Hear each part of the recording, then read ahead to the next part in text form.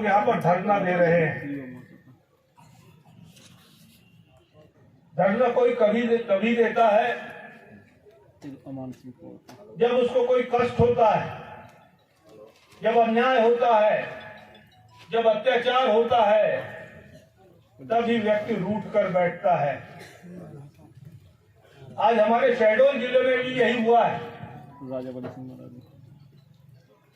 शहडोल जिले में जो डॉक्टर महिला है, उन्होंने सोशल मीडिया के माध्यम से पूरे मध्य प्रदेश को पुकार लगाई। देश के प्रधानमंत्री, मध्य प्रदेश के मुख्यमंत्री बातें बड़ी बड़ी करते हैं, महिलाओं के सम्मान की बातें करते हैं, महिला सशक्तिकरण की बातें करते हैं, महिलाओं के विरुद्ध अगर अत्याचार हो, शोषण हो, उससे मुक्ति की बात करते हैं। लेकिन उनकी कथनी और करनी में अंतर है, इसका प्रमाण आपके शहडोल में दिख रहा है।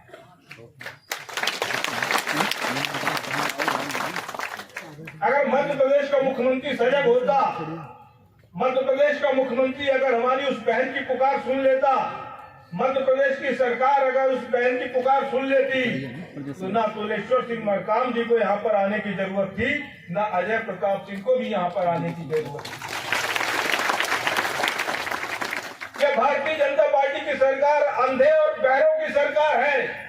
ये भारतीय जनता पार्टी की सरकार ना तो महिलाओं के सम्मान की चिंता करती है और ना ही हमारे आदिवासी भाइयों के कल्याण की चिंता करती है। और इसीलिए गोंडवाना गठबंधन पार्टी ने यहाँ पर आज ये मोर्चा लगाया है। हम उस बहन के साथ हैं, उस बहन के विरुद्ध जिसने भी जो कार्रवाई की है उसको न्याय मिलना चाहिए। जो सीएमओ है, मैं उनको जानता हूं, उनके बारे में मेरी धारणा बहुत अच्छी थी पहले कि अच्छे संजीदा आदमी है, मीठा बोलते हैं, प्रेम से मिलते हैं। लेकिन मुझे नहीं मालूम था कि प्रेम से बोलने के पीछे, मीठा बोलने से के पीछे उनकी इतनी कलुषित भावना है, कलुषित भावना है। आज मेरा सर शर्म से झुक गया है। ऐसे व्यक्ति को तुरंत ही निकाल देना चाहिए। लेकिन मध्य प्रदेश की सरकार उनको सीएम यहाँ पर सिविल सर्जन बनाकर रखे हुए, और हद तो तब हो गई है जब मध्य प्रदेश का स्वास्थ्य मंत्री, जिसको उप मुख्यमंत्री का भी दर्जा प्राप्त है, उप मुख्यमंत्री है, राजेंद्र शुक्ला, हमारे पड़ोस के रीवा जिले के हैं और बहुत दिनों तक शहडोल के प्रभारी मंत्री रहे हैं, अभी भी शहडोल के प्रभारी मंत्री हैं। इसलिए अगर मैं कहता हूं कि मध्य प्रदेश की सरकार, मध्य प्रदेश का स्वास्थ्य मंत्री, मध्य प्रदेश का मुख्यमंत्री महिलाओं की अपमान की स्थिति में महिलाओं की सुरक्षा नहीं कर सकता, तो कोई वो गलत बात नहीं करता।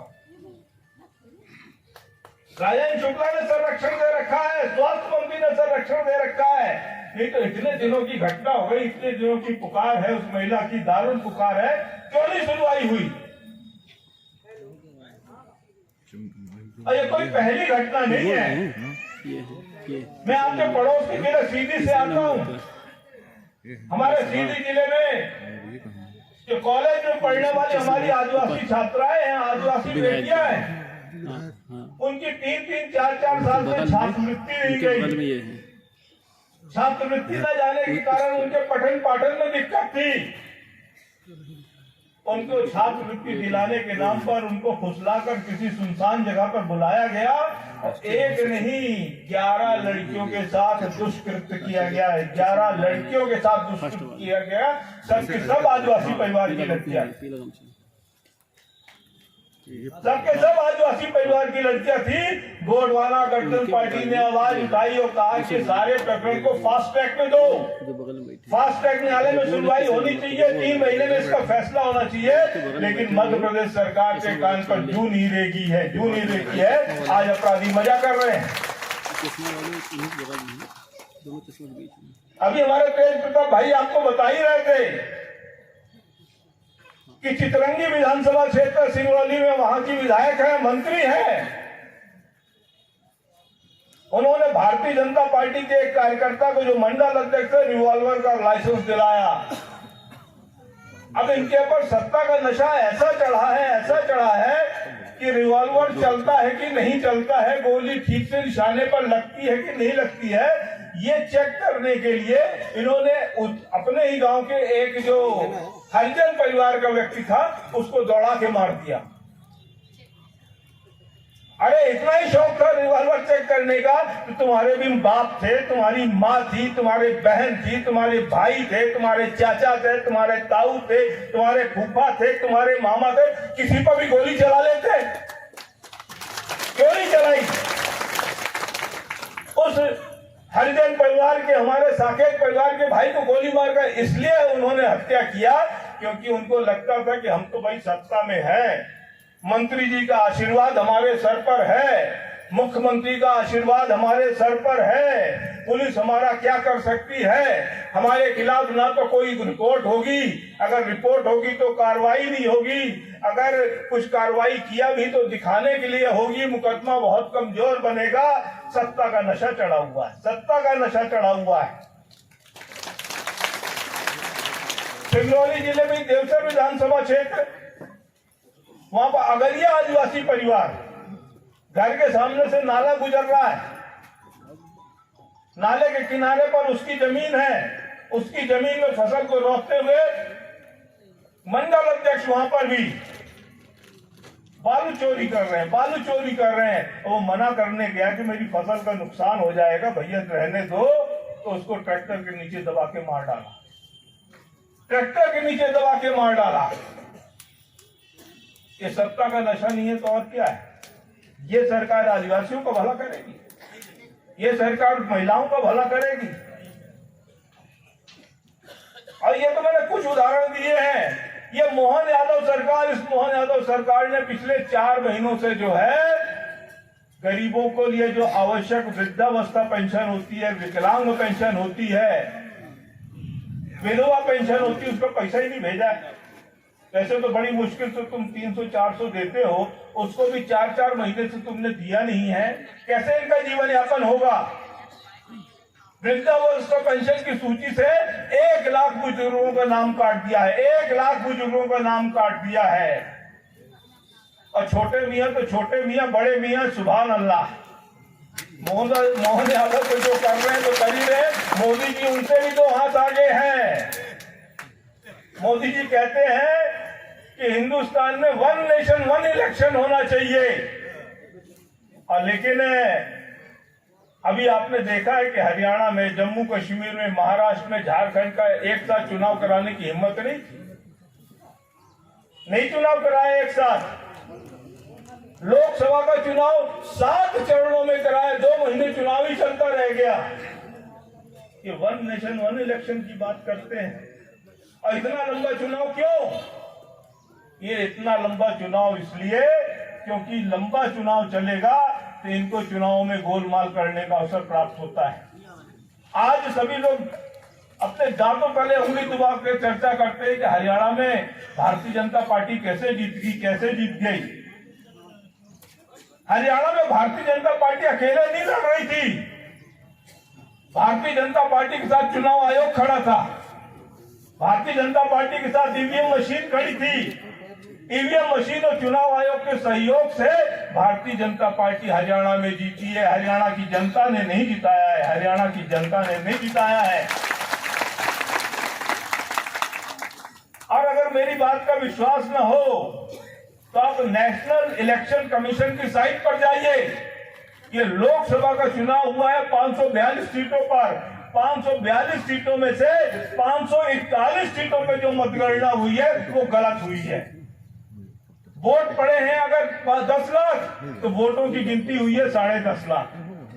वोट पड़े हैं 11 लाख तो वोटों की गिनती हुई है 12 लाख। कैसे हो गया?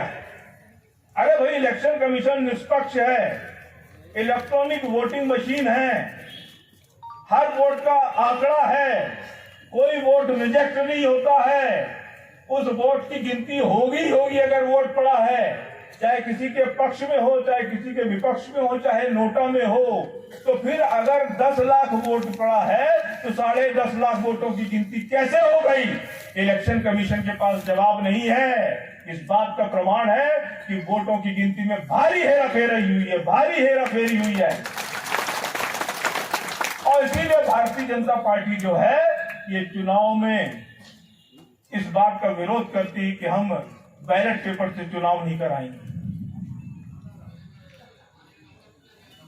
बातें बड़ी बड़ी करते हैं, देश के विकास की बातें करते हैं, जनजाति के कल्याण की बात करते हैं। राष्ट्रीय अध्यक्ष जी ने छत्तीसगढ़ की विधानसभा में एक बहुत ही सामयिक विषय उठाया कि आदिवासियों के विकास के लिए जो स्पेशल फंड आता है ट्राइबल ब्लॉकों के विकास के लिए, आज पूरे देश में कम से कम मध्य प्रदेश और छत्तीसगढ़ में यह स्थिति है कि विशेष उपयोजना का जो फंड है आपका ट्राइबल विशेष उपयोजना का, वो पूरा का पूरा फंड दूसरे मदों में ट्रांसफर कर दिया गया है।